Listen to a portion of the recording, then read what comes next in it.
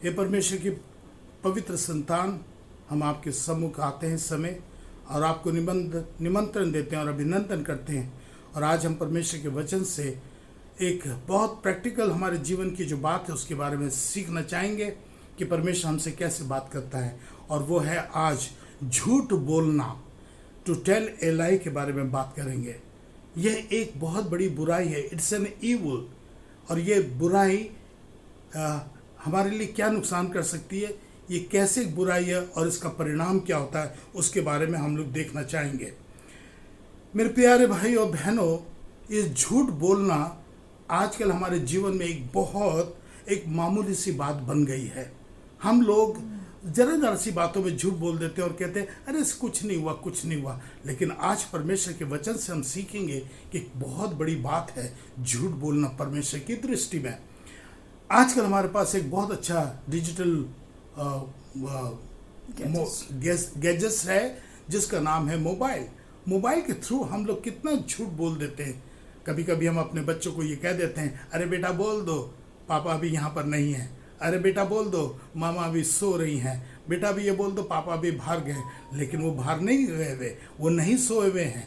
लेकिन इस तरह की हम लोग झूठी बातें कर देते हैं। हाँ, मैं अपने ऑफिस के लिए चल पड़ा हूँ। हम ऑफिस के लिए चल नहीं पड़े हैं, हम अभी भी घर में हैं। तो इस तरह के प्रैक्टिकल चीज़ें हैं जो मोबाइल के द्वारा हम झूठ बोलते हैं और हम उसके बात को एहसास नहीं करते कि बाप रे बाप, हम कितनी बड़ी गलती कर रहे हैं। ये परमेश्वर की दृष्टि में कितना बड़ा अपराध है। दूसरी बात या तीसरी बात जो मैं हम लोग दोनों बात करना चाहते हैं, झूठ तो झूठ है। देखिए, ये नहीं कहते अरे छोटा सा तो झूठ है, इससे क्या होता है, कुछ नहीं होता है। झूठ बोलना उसका कोई नाप तोल नहीं होता, बड़ा छोटा कुछ नहीं होता है। ये झूठ ही है। ये भी कहा जाता है कि एक झूठ बोलने के लिए हमको 100 झूठ बोलने पड़ते हैं। देखिए, लोग इस बात को सीरियसली नहीं लेते हैं। झूठ बोलना हम लोग को एक आदत सी बन गई है। अगर हम परमेश्वर की संतान हैं तो हम दोनों आप लोगों से ये कहना चाहते हैं, मेहरबानी करके झूठ ना बोलें। तो आज हम लोग परिभाषा देखेंगे झूठ क्या है। झूठ का तात्पर्य यह है कि हम सच को छिपा करके गलत को पेश करना चाहते हैं और सच ठहराना चाहते हैं जो कि गलत है, अर्थात असत्य को सत्य साबित करना चाहते हैं। ये झूठ है, ये नहीं हो सकता। Lie is to make an untrue statement with the intent to deceive.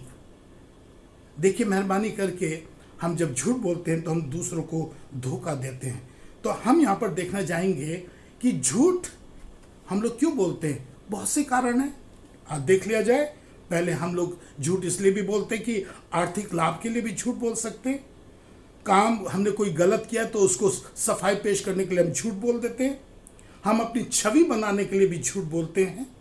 हम लोग इसलिए भी झूठ बोलते हैं क्योंकि हमारे मन में या दिमाग में या कोई बुरी भावना होती है, इस कारण भी झूठ बोलते हैं। हम इसलिए भी झूठ बोलते हैं कि हमने कोई गलत काम किया, उससे बचना चाहते हैं। हम अज्ञानता के कारण भी झूठ बोलते हैं। हमारे पास कोई मानसिक तनाव है, इसके लिए भी हम झूठ बोलते हैं। हम अपने स्वार्थ के लिए भी झूठ बोलते हैं और हम मजाक में भी झूठ बोलते हैं। मेरे प्यारे भाई और बहनों, ये एक छोटे से उदाहरण दे रहे हैं कि जब हम अपने दैनिक जीवन में ये कारण हो सकते हैं। और अब देखेंगे झूठ बोलने से नुकसान क्या क्या होता है। पहला बात तो ये है कि हमें एक मानसिक तनाव हो जाता है जब हम झूठ बोलते हैं। मान लीजिए कि हमने अपने बॉस की नौकरी जहाँ पर करते हैं, अपने मालिक से हम लोगों ने झूठ बोला और वो सच नहीं था, फिर भी हमारे मन में या हमारे दिमाग में एक तनाव सा पैदा हो जाता है। या दूसरा बात ये भी हो सकता है कि अगर हम झूठ बोलते हैं, शरीर में एक परेशानी सी होती है, कुलबुली सी होने लगती है, तनाव सा होने लगता है, सिर में दर्द होने लगता है और हम मानसिक रूप से या शारीरिक रूप से परेशान हो जाते हैं। और एक बात और है, और ये है कि झूठ बोलने से हमें क्या नुकसान होता है कि जब हम झूठ बोलते हैं तो अपने जीवन के अंदर बहुत सारी विपत्तियों को हम लोग निमंत्रण देते हैं। We invite problems in our life when we tell lies. So therefore let us stop telling lies. हम लोग ये भी कहते हैं कि सुना है लोगों को कि जो बहुत ज़्यादा अपने जीवन में झूठ बोलते रहते हैं, मृत्यु का सामना भी उनको जल्दी करना पड़ता है।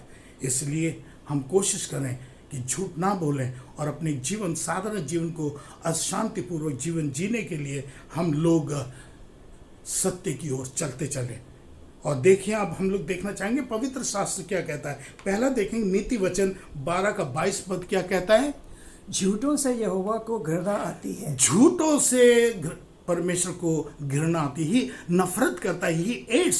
He hates those who are telling lies. आगे, परंतु जो विश्वास से काम करते हैं उनसे वो प्रसन्न होता हाँ, जो है। सत्य बोलते हैं परमेश्वर उससे खुश होता है। एक और देखेंगे हम लोग, उत्पत्ति 3 का पद 4 और 5 क्या कहता है।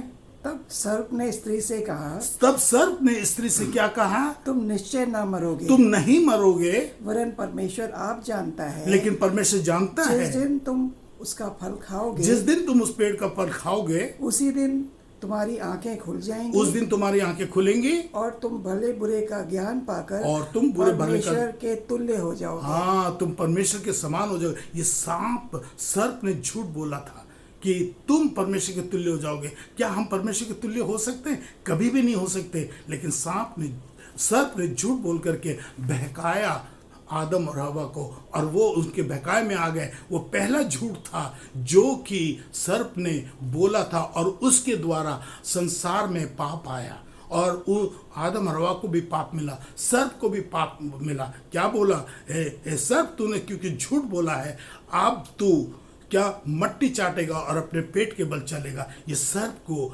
परमेश्वर ने एक क्या दिया था, सजा दी थी। इसलिए परमेश्वर नहीं चाहता कि हम झूठ बोलें। अगर झूठ बोलते हैं तो परमेश्वर उसका हमें सजा देता है। अब एक सवाल और आता है, क्या पाप, झूठ बोलना क्या पाप है? परमेश्वर का वचन हम लोगों ने सुना, और वो ये सुना है कि परमेश्वर झूठ बोलने वालों से वो नफरत करता है। जब वो नफरत करता है तो वो ही डजंट लाइक, तो why should we talk, why should we tell a lie? Therefore we must stop telling a lie. हम झूठ ना बोलें, क्योंकि परमेश्वर को नाराज करना अच्छी बात नहीं है। अगर हम झूठ बोलते हैं तो परमेश्वर को हम लोग नाराज करते हैं। तो आज हम लोग और देखेंगे झूठा कौन है परमेश्वर की दृष्टि में। देखिए, सुनिए कितनी अच्छी बात है। परमेश्वर का वचन क्या कहता है। पहला यूहन्ना का 2 अध्याय का 22 पद क्या कहता है। झूठा कौन है? झूठा कौन है? देखिए, प्रश्न आ रहा है हमारे लिए। केवल वही है जो यीशु मसीह के होने का इनकार करता है, जो परमेश्वर के होने का इनकार करता है कि परमेश्वर नहीं है। हाँ, और मसीह का विरोधी वही है। और जो परमेश्वर का विरोधी कौन है? जो पिता का और पुत्र का इनकार करता है। हाँ, जो हम इनकार करते हैं कि कोई परमेश्वर नहीं है, क्या बात करते हैं, फालतू की बात है, ये कौन बोलते हैं? वो मूर्ख बोलते हैं। और वो मूर्ख कौन होते हैं? वो वही होते हैं जो झूठ की संतान कहलाती है। और इसीलिए हम लोग कहते हैं, वचन में फिर सुना है और पढ़ा भी है, मूर्ख अपने मन में कहता है कि कोई परमेश्वर नहीं है। कितनी बड़ी अज्ञानता है, कितनी बड़ी मूर्खता है कि हम ये कह सकते हैं। हम मनुष्य, उसने हमको पैदा किया, जिसने हमको इस सृष्टि पे रचा है, और वो उसकी सारी सृष्टि है, और हम ये कह रहे हैं कि परमेश्वर नहीं है। मूर्ख कहता है परमेश्वर नहीं है। अब देखिए, झूठ बोलने वाले को हम क्या कहते हैं, इसमें भी हम वचन से सुनेंगे कि जो झूठ बोलता है वो क्या कहलाता है। यूहन्ना की पुस्तक 8 के 44 पद देखिए, ध्यान से सुनिएगा प्लीज।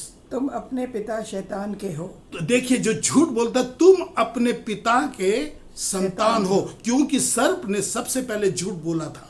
अपने पिता की लालसाओं को पूरा करना चाहते हो। तुम उस जो लालसा शैतान की है उसको हम पूरा करना चाहते हैं। वो तो प्रारंभ से ही हत्यारा है। वो तो शुरू से झूठा हत्यारा है और सत्य पर स्थिर न रहा। कभी भी उसने सत्य नहीं बोला, और वो झूठ बोलना सिखाता है, क्योंकि सत्य उसमें है ही नहीं। क्योंकि उसमें सत्य है ही नहीं, वो झूठा है, और वो कभी भी सच नहीं बोलेगा। और हम जो उसकी संतान शैतान के होंगे तो वो हमें झूठ बोलना सिखाता है। जब वो झूठ बोलता है, जब वो शैतान झूठ बोलता है, तो अपने स्वभाव से ही झूठ बोलता है। तो वो अपने स्वभाव से, अपने नेचर के मुताबिक झूठ बोलता है, क्योंकि वो झूठा है। क्योंकि वो झूठा है, वरन झूठ का पिता है। और वो झूठ का पिता है, और झूठ का पिता है वो कहा जा रहा वचन में। तो इसीलिए हम लोग कहते हैं, क्या कहते हैं कि हम अगर झूठ बोलेंगे तो हम शैतान की संतान है। तो प्यारे भाई और बहनों, झूठ बोलना छोड़ दीजिए। हम शैतान की संतान बनना नहीं चाहते, हम परमेश्वर की संतान बनना चाहते हैं जो सत्य है और सत्य अटल रहेगा। और परमेश्वर हमेशा सच बोलता है, वचन में लिखा है मैं सच्चा परमेश्वर हूँ। आइए प्यारे भाइयों बहनों, हम प्रार्थना करें। हे मेरे परमेश्वर, तू हमारे को अपने जीते जी अपने सत्य के बारे में सिखा, हमारे जीवन से झूठ को निकाल दीजिए और हम हमेशा अपने जीवन में सत्य बोलें, जिससे कि तू हमसे खुश हो जाए। हम तेरी संतान रहना चाहते हैं, उस झूठे की संतान बनना नहीं चाहते जो शैतान है। धन्यवाद मेरे परमेश्वर, आपने हमारी इस प्रार्थना को सुना है। आप सबको हमारी तरफ से जय मसीह की।